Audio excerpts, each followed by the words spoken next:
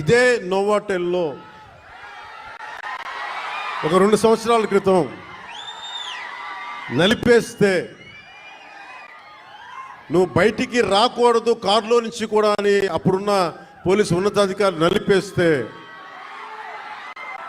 నోవాటెల్లో ఉంటే భయభ్రాంతుల్ని చేస్తే, హోటల్ రూములని బూట్లతోటి కొడితే, అరెస్ట్ చేయాలని ప్రయత్నం చేస్తే, విశాఖపట్నం మొత్తం వచ్చి మన నోవాటెల్ ముందుకు వచ్చింది.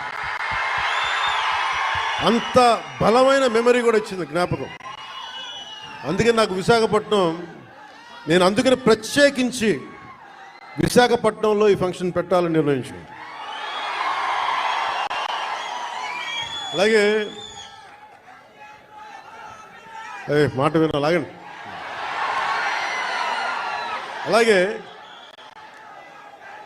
మీకు తెలుసు, మనకి వకీల్ సాబ్ కానీ మిగతా ఏ హీరోస్ అయినా ఈరోజు ఉప ముఖ్యమంత్రిగా అంటే కూడా మీతోటి పవన్ కళ్యాణ్ అని మీకు ఇష్టమైన హీరోగానే మాట్లాడతాను ఈరోజు.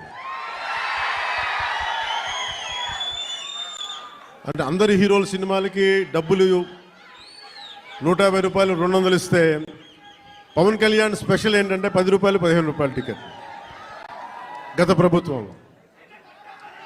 అలాంటి పరిస్థితుల్లో కూడా భీమ్లా నాయక్ని ఘన విజయం చేసిన మీ అందరికీ ఈ రోజున సభాముఖంగా మీ అందరికీ ధన్యవాదాలు తెలియజేస్తున్నాను. యావత్తు తెలుగు ప్రజానీకానికి, ఆంధ్ర ప్రజానీకానికి, రాష్ట్రానికి. ఇలాంటి పరిస్థితుల్లో గౌరవ ముఖ్యమంత్రి శ్రీ నారా చంద్రబాబు నాయుడు గారి నాయకత్వంలో కూటమి ప్రభుత్వం ఏర్పాటు చేసిన తర్వాత సినిమాటోగ్రఫీ శాఖ జనసేన తీసుకున్నప్పటికీ కూడా ఇది మన ఇబ్బందిగా, అంటే మనం తీసుకోకూడదు అని చెప్పేసి ప్రత్యేకించి నేను గౌరవ ముఖ్యమంత్రి గారి ఆఫీస్కి పంపించాను. ఈ సినిమా టికెట్ రేట్ అందరికీ ఇచ్చినట్టుగానే ఇస్తే బాగుంటుంది, నిర్మాతలు నాకు చెప్పినప్పుడు నాకు సంబంధం లేదు, ఇది మీరు గౌరవ ముఖ్యమంత్రి శ్రీ చంద్రబాబు నాయుడు గారి టేబుల్ మీద పెట్టండి, ఆయన ఇస్తే తీసుకోండి, ఆయన ఎన్ని రూపాయలు ఇస్తే అని తీసుకోండి, అంతకుమించి నేను ఒక్క మాట కూడా చెప్పనని చెప్పాను. సో అలాంటి పరిస్థితుల్లో గౌరవ ముఖ్యమంత్రి గారు ఈ సినిమాకి కావాల్సిన నాకేం ప్రత్యేకంగా ఏం చేయలేదు, కానీ అందరి హీరోలకి ఎలా చేశారో చేసినందుకు ప్రత్యేకంగా వారి మనస్ఫూర్తిగా మనందరి తరపున, మన అభిమానులందరి తరపున వారికి ఒక్కసారి బలమైన కరతాళ ధ్వనులతోటి కృతజ్ఞతలు తెలియజేద్దాం. ఇందాకే వస్తూ ఉంటే మన యువ నాయకుడు, యువగళం ప్రతినిధి, 100 కిలోమీటర్లు ప్రయాణించిన నాయకుడు, తెలుగుదేశం యువ సారథి శ్రీ నారా లోకేష్ గారు ట్వీట్ చేసి పవనన్న సినిమాలు బాగుండాలి, ఘన విజయం సాధించాలి అని మనస్ఫూర్తిగా ట్వీట్ చేసినందుకు వారికి నా ప్రత్యేక ధన్యవాదాలు, కృతజ్ఞతలు తెలియజేసుకుంటాను. అలాగే ఈ ప్రమోషన్ ముఖ్యంగా ఒక నెల రోజులుగా ఇంటర్వ్యూల మీద ఇంటర్వ్యూస్ ఇస్తా, అంటే ప్రతి దానికి సినిమాకి ఒక ఆకర్షణతోటి ముందుండి సినిమాని ప్రమోట్ చేసిన శ్రీ మిస్ నిధి అగర్వాల్ గారికి మనస్ఫూర్తిగా నా కృతజ్ఞతలు తెలియజేస్తాను. ఈరోజు నేను మీ ముందుకు వచ్చాను ఇలాగా, నిన్న అన్ని ఏకదాటిగా పొద్దున్నుంచి రాత్రి 12 దాకా ఇంటర్వ్యూస్ ఇచ్చాను అంటే, అలాగే ఈరోజు మీ ముందు నిలబడ్డాను అంటే ఆవిడ చేసిన పనికి నాకే సిగ్గొచ్చి, మన సినిమాని మనం ప్రమోట్ చేసుకోకపోతే ఎట్లా. నేనేం నమ్ముతానంటే, ఇదివరకు సత్యానంద్ గారికి తెలుసు, ఎప్పుడు మన ఫోటో లేదు, మీరు వేయచ్చు కదా అప్పుడున్న సినిమా పత్రికల్లో అంటే, మన సినిమా మన ముఖాలు ఎవరు వేస్తారని చెప్పి నేను అడిగితే, మీరు ఇంకా పెద్ద హీరోకి, అసలు ఇంకా మీరు హీరో కాదు కదా, మీరు హీరో కూడా పెద్ద హీరో కాదు, మీకు ఏమని చెప్పేవాళ్ళు.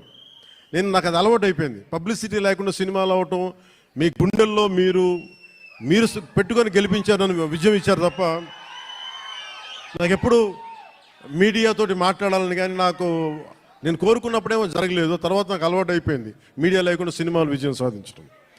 సో అలాంటిది నేను చాలా ఆల్మోస్ట్ ఒక 6లో అక్కడమ్మా ఇక్కడ బై షూటింగ్ సినిమా రిలీజ్ అయింది. సినిమా రిలీజ్ అయింది. ఆ రోజు నుంచి ఈ రోజు దాకా ఎప్పుడు నేను చాలా ఏదో ఒక ఆడియో ఫంక్షన్ చేయటం, ఎందుకంటే నాకు సినిమాని మీరు చూడండి అని చెప్పడం నాకు చాలా సిగ్గుగా ఉంటుంది, ఇబ్బందిగా ఉంటుంది. అలాగే మిమ్మల్ని ఓటు వేయండి అని అడగడానికి ఎంత ఇబ్బంది పడుతానో, అలాగే నా సినిమా చూడడానికి చెప్పడానికి కూడా చాలా ఇబ్బంది. అందుకని నేను అంటే ఎప్పుడు నాకు ఇవ్వడమే తెలుసు కానీ నాకు అడగడం నాకు తెలియదు. ఒక డోలీలకి వెళ్ళే గ్రామాలకి రోడ్లు వాళ్ళు అడగకుండా నేను వేయించగలను. మన ప్రత్యర్థులు మన తిట్టిన పార్టీ సర్పంచులకు కూడా సమానంగా డబ్బులు పంచగలను ప్రతి సర్పంచ్. సో నాకు ఇవ్వడమే తెలుసు కానీ అడగడం తెలియదు. కానీ నేను అడగక్కర్లా, మీరు ఇస్తారని నాకు తెలుసు. అలాంటిది cinema, I love you to.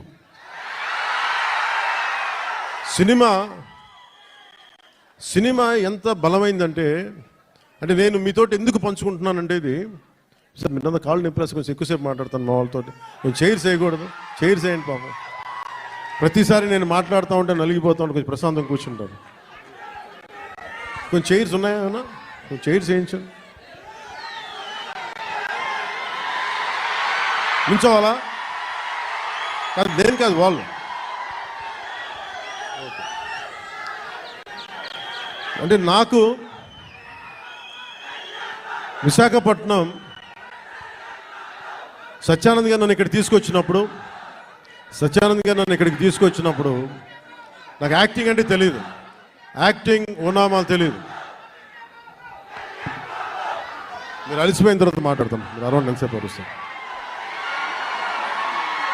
ఈ అరుపులు, ఈ ఉత్సాహం రేపు సినిమాలకు ఉంచుకోండి, మొత్తం అలసిపోతాం.